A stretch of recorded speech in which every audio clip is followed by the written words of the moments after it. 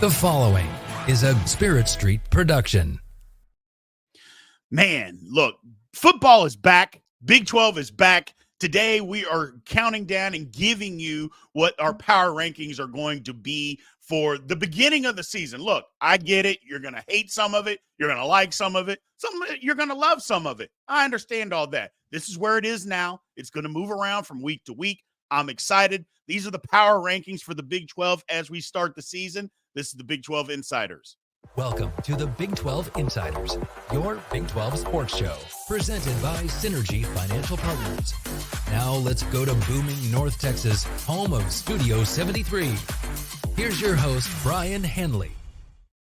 All right, everybody. Welcome to Big 12 Insiders. It's your man, Big B, Brien Hanley, along with Tim Fitzgerald.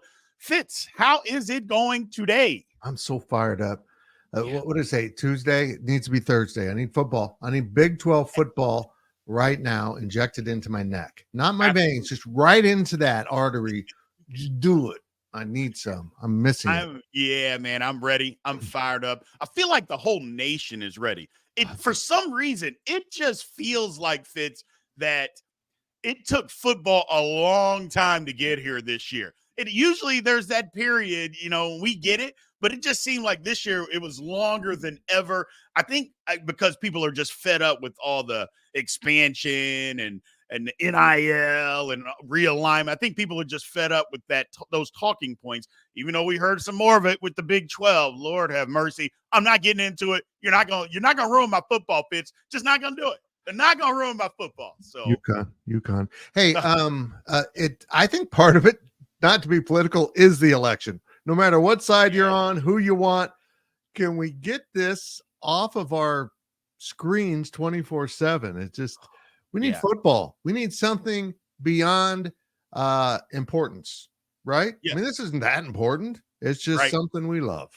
No, absolutely. Absolutely. So I can't wait. I'm ready for it to be here.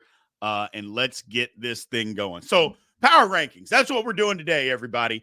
Talking about the power rankings going from 16 to 1. Let's get into it. First up, I have got Cincinnati. Look, there's going to be a ton of Cincinnati fans that are mad at me. They've been mad at me. I understand you guys are super knowledgeable. I'm just going to put it out there. Prove me wrong. I will be more than happy to be wrong about Cincinnati. But as it sits right now, I got you at the bottom of the conference. That's just the way I see it. Yeah, you can't get worse. I mean, look, Cincinnati. I mean, anything above that, you can talk trash on Big B. Yeah. I mean, if you end up 15th or 3rd in the power rankings, you still have my permission to talk trash on Big B. But yeah, I probably would start with them at the bottom too. Just, I'm going to be honest here. I'm not a Scott Satterfield fan. I don't think he was the right hire. I don't think Big B does either, being a lifetime Louisville fan. Nope. Let's just go with Cincinnati at the bottom and see where the season takes you, Bearcats. Absolutely. I think it can get better. We'll see. Like I said, Fitz, I think you said a mouthful. Just not sold on Satterfield. Not sold on the man. So at number 15, I got Arizona State. I said this previously about Arizona State.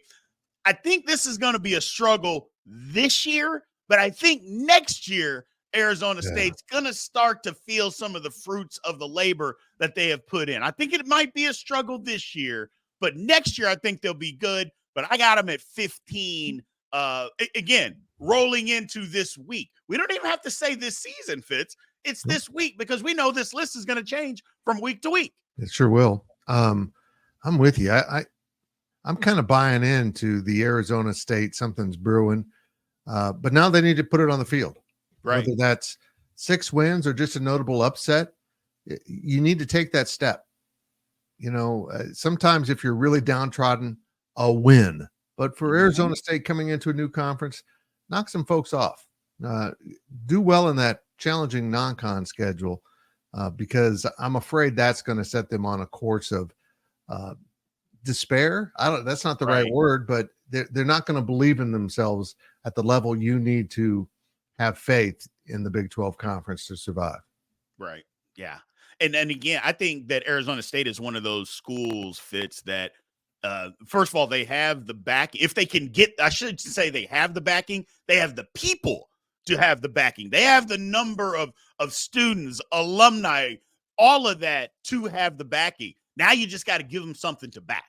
And that's what it is. You got to give people something to back. Now, people aren't going to back losing. They just don't back losing. Now you give them something, then they can get invested in it. So I think Arizona State is just on the cusp of that. At 14, BYU. I think BYU needs to be better than this. I think this is something they got to get better. BYU needs to be better in a hurry. They begged to get into a big-time conference for decades. Well, now you're here, and I get, 1 year in. I mean, there's some BYU fans that they want a new coach. They're not satisfied with what's going on. I've said it before. Look, a lot of these Big 12 teams are very knowledgeable as far as a fan base goes when it comes to football. BYU is one of those. They're at the top of the list when it comes to football knowledge. They understand what's going on. They understand what they see. They're not unrealistic about expectations, but they still have expectations. I got BYU 14 to start the season, Fitz. Yeah, I thought it was interesting in our camp reports when Jeff Hansen told me that the physicality of the Big 12 just caught BYU off balance. They knew it was going to be physical. And it's not just physical within a game. It's just this relentless piling on of physical football through the season, which is we've talked about a lot, which is much different than maybe the Pac-12. And I think it's going to take them a couple years to catch up to that. You just don't say, hey, we're not physical enough. Let's go get good players now. I mean, you got to build it up. Being in the Big 12 should help them do that. And I look for a brighter future from BYU. I hope there isn't a coaching change. He's one of the most likable guys in the world, but we'll see where this plays out. But they're starting very near the bottom of this conference. Right. At number 13, I've got Houston. I'll admit this putting Houston at 13 is personal for me. I can admit it. Look, I like Willie Fritz. I know the man. I've met the man. I think he's going to be a good coach. A lot of people are going to have Houston at the absolute bottom of this conference. So before you pile on, everybody, I can flat out tell you I put him at 13 because I like the coach. I think the program is going to be better. But don't be surprised if they don't sneak up and bite some people early in this conference. But to start the year, I admit I'm biased. I got him at 13. Well, he's a guy that knows how to manage a team, knows how to overcome when maybe you don't have as much talent, and where to do things, how to stay in the game, almost like chess. Don't get checkmated. He's brilliant, and we're both biased on him. So we want to put that up front. But I also want to remind people, don't go to the comments and say we're biased. You can, but you're not saying what you think you are. Anything involving analysis, opinion, commentary is biased because it's our opinion. So yeah, we both believe in Willie Fritz. He's a former Kansas State football player, so he knew the ties to the state of Kansas and quarterback Michael Bishop. I'm basically a lifelong Kansan, so I've known who Willie Fritz is for a very long time because he came up through the ranks here. So he's the real deal. It might take him a year or two, but man, he's an old dog and he's got plenty of new tricks. Yes, he does. Yes, he does. At number 12, I've got Baylor. I think this is everybody knows this is make or break for Dave Aranda. Got to get it done. Tricky first game. I think they have the talent to be able to beat Tarleton State. They have the talent to blow them out, but will that talent get on the field? I'm very interested in seeing their new quarterback. I just want to see it happen and cut it loose, because here's the thing about Baylor. I think if they just come out Fitz and have a season where they just cut it loose and just say, you know what, we have nothing to lose. The talent that they actually have at Baylor could be trouble for the Big 12. I'm just saying, Fitz, and maybe that's the kind of attitude that they just need to have, is just, hey, you know what? We're going to go out of here. We're going to cut it loose. No matter, we don't care what the results are. We're just going to do our thing and see what happens. And if they do that and they let talent rule the day, I mean, maybe that's a good thing for Baylor. I agree totally. And look, there's a few teams in this conference, I'm going to be honest, that I'm more eager to see in action than others. Right. Baylor's one of them, just because I think they've got a pretty good collection of talent right now. So can Aranda put it together with his coaches and the players into something more substantial? Well, better, or he's going to be gone. Baylor fans have learned to want more than they used to have. And they were bad for a long time, but they're not. That generation's gone, or at least they're quiet. The new generation wants results, and I hope he gets it. He's a different cat, but he's a likable guy. He's well-intended, even though he sounds highfalutin, as we say around here, apparently. But I'm really intrigued to see Baylor, Iowa State, West Virginia, among others this season. And this Charleston State game is a great starting point for the Baylor program. Absolutely. Last team in our rankings before we take our first break, number 11, I got Colorado. We talked about talent. You mentioned talent. They got a ton of it. It's just a matter of, can they put it all together? Again, the way that Coach Prime is putting together a program it's unconventional, and it's just different. We're going to put together a collection of talent and see if we can mesh this thing together. Maybe they can, maybe they can't. Undoubtedly, the talent's there. The thing about last year, though, let's just be honest, Fitz, football guys, me, you, and a lot of guys that know football, we knew what was happening at Colorado was going to be a disaster about the middle of the year, because your offense and defensive lines, we saw it the very first game. They were terrible. And we knew, you know what? You get into the season a little bit, some people get some tape on you, you're going to get exposed. And that's exactly what happened. So for everybody saying that they failed, yeah, I guess technically they did. But if you knew anything, just a little bit of football, you knew what was coming. But we'll see what happens. I need them to show me what they've done and what they've put together. Look, like we said, the list is going to move around from week to week. Go out on Thursday and go show us what you can do. Yep, I'm with you. I'm totally with you. There's no one in this conference that I can say this about other than Colorado. Yeah. When we get, 15 weeks down the road, whatever it is, between the end of the regular season and the Big 12 championship, would you be surprised if Colorado's in the top 4 of this list? I wouldn't. Right. It might click. They've got the dudes. They got 2 Heisman Trophy candidates. If they do fix those lines and they are indeed better, like Deion Sanders says, that won't surprise me. No, it certainly won't surprise me if they're in the bottom 4 also.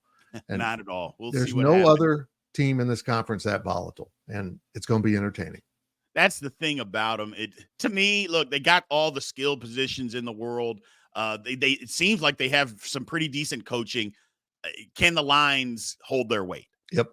Can their offense and defensive lines get some things figured out? If they can, Colorado will have a good season. If they can't, they flat out they won't. And I don't think there's any middle ground here either, Fitz. I think it's either they're going to have a good season, win 8 games, or they're not, and they're going to win 5. So we'll see. We'll see what happens. We're going to take a quick break here. On the other side of this, we will be back to reveal the next list. Again, we're going through the power rankings of the Big 12 Conference. We'll be right back.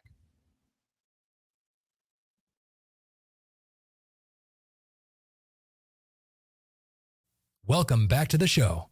Let's head back to the studio. All right, everybody. Welcome back to Big 12 Insiders. This is your man, Big B, Brien Hanley, along with Tim Fitzgerald. Fitz, let's unveil here the list that we went through so far, the power rankings so far, from 16 to 11. We got Cincinnati, Arizona State, BYU, Houston, Baylor, and Colorado. I think that's a solid list for what's going on so far. And again, this is the first week of the season. We're going to be doing this every single week of the season. I guarantee you, next week it will not look like this. I 100% guarantee it will not look like this. So that's the good thing about this. It's going to be a fluid list. It's going to be a fluid. I hate to take words from Stephen A. Smith, because whether you like him or you don't, I will give him a good tagline, because he talks about his list is fluid. And I like that. I like that tagline. And this will be too. It'll move on. Of course. So. Yep. And, this is the starting point. And we're not trying to say we know better than anyone else. We're all guessing. We're all guessing. Yeah, we're all guessing. We're trying to educate our guesses, but at the end of the day, this conference is nearly impossible to peg. If this turns out to be the standings at the end of the year, I'm going to start a GoFundMe for Brien Hanley's retirement and enshrinement in some Hall of Fame. I don't know what Hall of Fame would be, but we'll work on that. Yeah. Like I said, it won't even be the same next week. I can guarantee it's going to look different. So let's move on here. We got number 10. We have got Texas Tech at number 10, Fitz. Popular pick last year, middle of the road team. It's more of a, hey, prove it to me. You know, last year we gave you the benefit of the doubt and you punched me in the face. Okay, well, now I need you to prove it to me. Okay, if you're going to be one of the top tier teams in this conference, look, I gave you your opportunity last year and you smacked me. Okay, now I'm not giving you that opportunity to smack me. You know, you're going to have to work if you're going to try to smack me this time. So I like Texas Tech here being at 10. Look, the middle of this conference is challenging, daunting to say the least. Tech, this is my metaphor, my analogy for you. You were that pretty cool looking dog out there on the street, and I thought, hey, that dog's awesome. So I went up to pet you, and you bit me. I picked you to be in the Big 12 championship, and you bit me. So excuse our want to prove it faith here. You got to prove it to us. And look, once we get into the middle of this conference, wow, this is when it really proves to be challenging, because I already said Colorado could climb up in there, and I like Baylor. So someone's got to sink, and I don't know who it'll be. The thing about this conference, and this is why I think the conference, well, number one, why I think the conference is better than what people nationally believe, is the part that we're going through right now, is the middle of the conference. You look at the Big Ten, you look at the SEC, and while, yes, they do have top end teams that are better than, or supposedly better than the Big 12. We'll say they're better. They have top end schools that are better. The middle is not. And I don't care what anybody tries to say. The middle of those conference, it's not better than the Big 12. It's just not on a week-to-week basis. And that's the thing that nobody ever talks about, because they only want to talk about Georgia and Ohio State and Alabama. Yes, they are at the top. But in the middle of those conferences, you're going to try to tell me that Mississippi State is better than the teams that we're about to list, or that are better than a TCU or a Tech. They're not. They're just not. So I don't want to go off on a tangent. I apologize, Fitz, but that's just the way I feel about it. That's good. So at number 9, I got TCU. TCU needs a bounce back year. This is where we'll start them this year. I just think, here's the thing. I've talked to a lot of TCU people. Jeremy Clark with 24/7 Sports, he didn't actually come out and say this, but he implied it. I think there's a lot of TCU fans that knew what they were losing last year. Yeah. And they understood. That's why there wasn't all this uproar about TCU being so mad about how the season ended. And again, they played some close games. Those close games go the other way. They have 8 wins. I go, that's the thing you got to think about. TCU wasn't, they weren't that far away. And that's why I don't believe there was such an uproar within the fan base, and even the coaches per se. They kind of knew, okay, we're losing a lot of guys that are really good. I don't know that we've replaced all of those. Not necessarily their fault. It's like, do you replace everybody that goes to the NFL? You probably don't do that all in a year. So, but I like TCU here at 9. Yeah, I think their biggest issue, they lost a lot of dudes, but they lost Max Duggan. Yes. That guy, I just wonder where that TCU season would be if he didn't have to step in because of injury.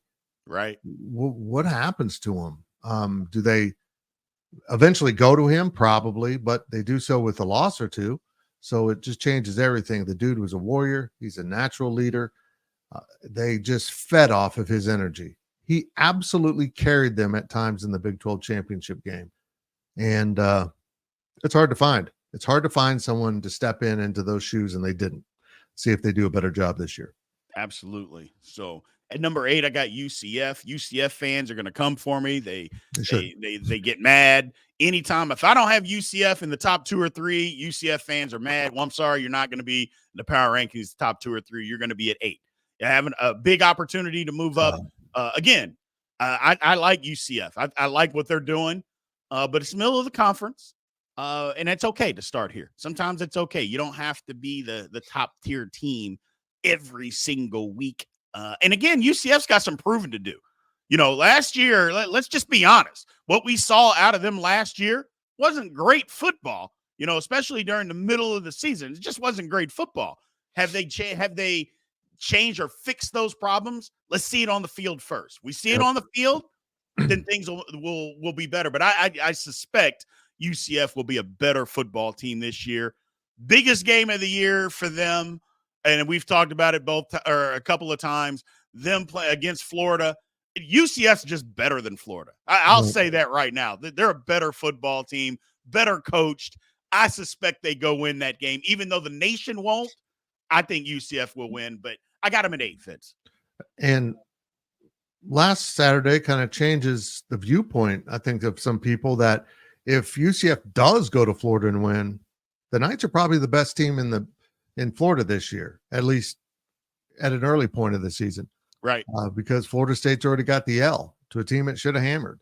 So let's see. I need to be sold on UCF. I'm going to be honest. The team I saw last year was just too uneven. Let's see if they can even that out. And you got to be consistent in this conference or you're going to get a loss. Yeah, got to tackle. Yeah, that was a big problem for them last year. Now, no tackling. Got to be able to tackle. So kind of comes back to what you said about physical football. So West Virginia, I have at number 7. I could have put West Virginia, in my opinion, I could have put them at 4, but I got them here at 7. Their schedule kind of gave them a few things last year, but they still had to go win the games. But I respect West Virginia. You've called them a couple of times. You've said they're the disruptor in the conference this year. I like West Virginia. I think they're a good team. Would not surprise to see them in the Big 12 championship game. Also, wouldn't be surprised if they end up at 11 and 12. I mean, it could be that volatile for them. So, but I do like the squad that they have. I really like the quarterback that they have coming back. But I got them at 7 to start the season. Yeah, I'm in. I'm in on everything you just said, because I think they're going to. This whole middle of this conference is just going to be chaotic, and someone will climb out of that middle. I mean, hell, West Virginia climbed out of the bottom last year to be the disruptor. They're going to be returning to that role, and if they disrupt enough, you're right, they'll be in Arlington. Correct. Next up, I've got Iowa State. I think Iowa State's another disruptor in this conference. Don't think they're getting enough respect. I think they're going to be one of the, again, we say top of the tier conference. This conference has a lot of good teams, Fitz. Yeah. It just does. Now, somebody's got to lose. Everybody can't win. You can't win every single game. So somebody eventually has to lose these games, even though they're a good team. But I don't think that Iowa State's going to be one of those that loses a lot of these games. First of all, look, Matt Campbell, best coaching job that he's done since he's been at Iowa State, in my opinion, was last season, having to deal with what they had to deal with early on in the year. They got a good quarterback coming back. They got a lot of starters coming back. They got a lot of confidence coming off of the end of last year. I got Iowa State at 6. Could have easily put them at 3 or not, maybe not 3, but could have put them at 4 or 5, but I got them at 6. Yep. I don't know what to do with them. I might have them in my top 4. I just think they're going to be good. I got a feeling that they got a quarterback. They got a good coach. They've got some other pieces around them. I think the way last year ended, beating K-State Manhattan, is going to provide them a good push. And I'm interested to see where this goes. Just do me a favor, Iowa State. Will you beat Iowa? Score like 17 points, and they won't be able to overcome that. That's just too much for that old Big Ten West. But let's keep on the tradition of that Big Ten West, even though it no longer exists. Stinks because it did. And go beat them, please. We all want you to. Yeah, just go beat them. Because again, the perception is not the reality. The perception is Iowa is so good and they're in the Big Ten and yada, yada, yada. Just go beat them so we can shut all that stuff up, please. And again, it will elevate your program nationally to a status that people that follow the Big 12 already know that Iowa State's that good. We already know it. Or I guess the mantra could be, oh, man, Iowa's really hit some down times. Iowa State beat them. Like, oh my God, give me a break. Yep, that's how it goes. Just watch football and pay attention. But it is what it is. I like Iowa State. Last team before we take our last break here, Arizona at number 5. Some people think higher. Some people think lower. I think 5 is a good spot. Best quarterback, wide receiver tandem in the nation, in my opinion. Coming back this year, they're going to be a handful. Even with the new coach, they'll be a handful. But I think 5 is a good spot for them to start the season. They have a pretty ideal measuring stick in a non-conference game to figure out where they fit into this conference playing at K-State. So we'll see a little bit about Arizona early in the year when they come to Manhattan. Challenging environment. I think Arizona is going to be good. I just don't know where to put them. Right. In this mess of teams that are all kind of in that, I think we can agree 3 through 9 spots, 10 maybe, that I'd probably have them right here at 5 also.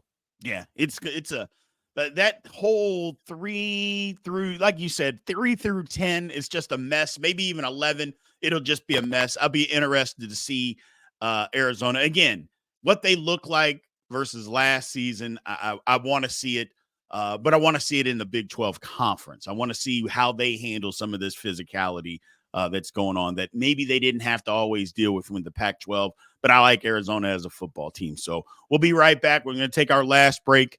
We'll come back. We'll reveal the final 4 teams of Big 12 Insider's initial power rankings for college football 2024. We'll be right back.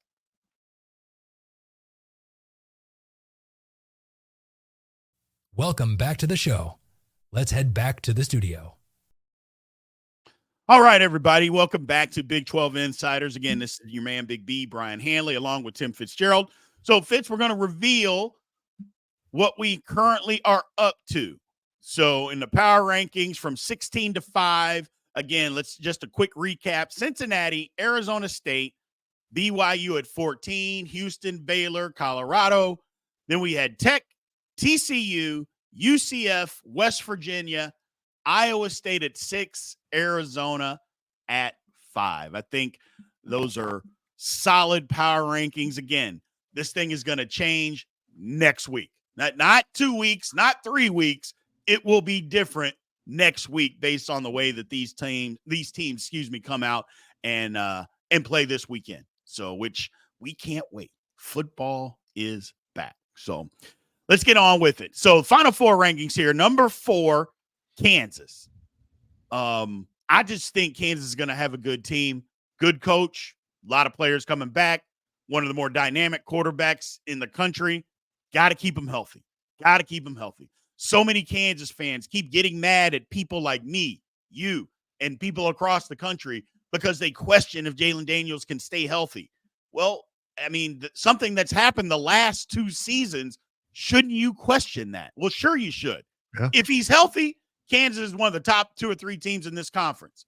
If he's not, I'm not sure that they are. Got to stay healthy. But to start the season, he is. We got him at 4. I agree with everything. I mean, if he's healthy, watch out. But I think he's only the most games he's played in a college season are 8. So, that's just a stigma you got to overcome. And he's more than capable of it. But will his back hold up? We will find out. But Kansas is more than deserving of being the top 4 in these power ratings and a top 25 team in the nation. Yes, absolutely. Then at number 3, I've got Oklahoma State. Not getting the kind of respect, I don't think, nationally that they deserve. I know a lot of people I think they came out at number 17. I think they should have been a little bit higher based on when a team that's got all the starters they have coming back with one of the best coaches in the country, starting quarterback, all their offensive linemen, and the Doak Walker Award winner. And yet still here we are. I'm like, just the bias towards the Big 12. It just gets annoying. Sometimes I'm like, come on, fans, let's relax. It's not really that bad. Oh. No, it's that bad. I mean, if this was, I don't know, LSU and they did the exact same thing that Oklahoma State did last season, Fitz, and had the exact same thing coming back, they'd be the number 1 team in the country. By far, they'd be the number 1 team preseason. Oklahoma State is at 17. It's mind-boggling. I the agree. lack of respect that they get. I agree. I'm going to throw you a curveball here, Big B. I'm going to pop this up, and that's where we're at right now. Okay. So if you're following along, there's two teams missing, Utah and Kansas State. Big B, I'm just going to show it. Explain the difference between Utah and Kansas State. For me, I think the difference is the experience at quarterback. And that might be it. The experience at quarterback. I'm not saying that Avery Johnson is not as good as Cam Rising. I think his potential is better than Cam Rising. I think that. I'm not saying he's better right this second. Heck, we haven't even seen Avery Johnson start a regular season. We saw the bowl game, but I think bowl games kind of are what they are these days. But we haven't even seen him start a regular season game. Cam Rising, you could say, well, he's coming off an injury. Well, that was 18 months ago. It was a long time ago. And with modern technology, I mean, he should be fine. Not saying he can't get hurt again. And you got to prove that you can stay healthy. But we've seen him on the football field. We've seen him lead his team to championships. He's done it, and he's done it at a high level for several years. So I think, to me, that's the difference. I don't think the coaching is very much different. I don't think the style of play is very similar. They both want to get after you on offense and defense. They both want to play physical football. To me, right now, I think the difference is in the quarterback play and maybe even the skill positions, where Kansas State, there's still question marks in those things, in those regards. At Utah, there just isn't. Yeah. And that would be the difference. I'm with you. You cannot ignore the importance of Cam Rising to the Utah team. We saw what happened without him last year. They still did a pretty good job, but he's that guy, the leader, the distributor, the guy that makes sure everything's going right, prevents turnovers. He's an experienced old man at the helm. Right. And that's exactly why Utah needs to be up there above Kansas State. But I'm with you. Avery Johnson's upside, his ceiling is absolutely way up there. Yeah. Now let's see it. And let's start on Saturday and see what he's got. Maybe we've all been blowing too much smoke, or maybe we should have had faith in the kid all along. We'll find out. But Utah belongs on the top right now coming into the season. Great coach. Great also. I mean, just can't beat that coaching. So It's incredible. Well, and here's the one thing I want to clarify this real quick, because people are going to make a comment. Well, come on, Big B. You literally just said Jalen Daniels got to stay healthy. And now you're saying that Cam Rising, well, you're not really mentioning him staying healthy. Well, the difference is a back is not a knee. Okay. You can fix a knee, and a knee can come back and you can play competitive. A back can go at any time.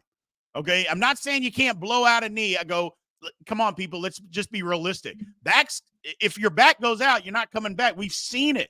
That's the way it happens. They don't get fixed. They feel better, but they don't get fixed. You can fix a knee. Cam Rising's he's had his fixed. That's would be the difference. And I think that he's going to be the key to their season.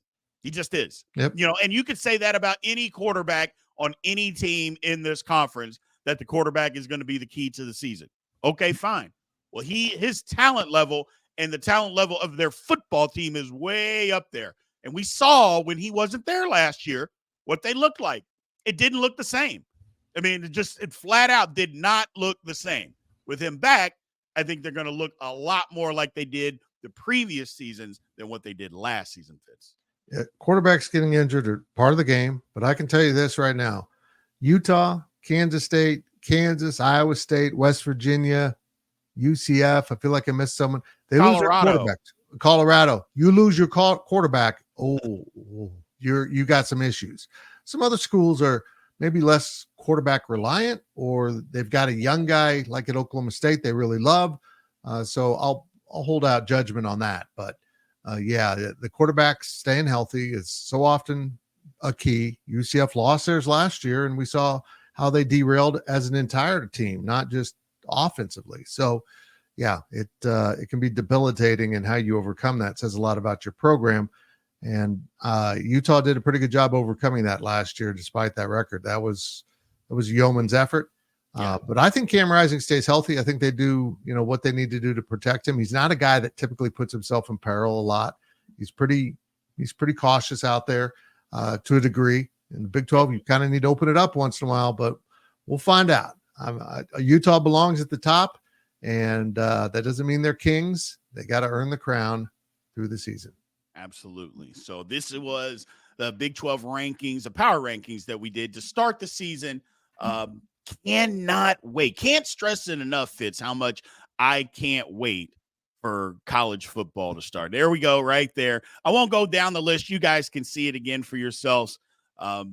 Those are our power rankings to start the season.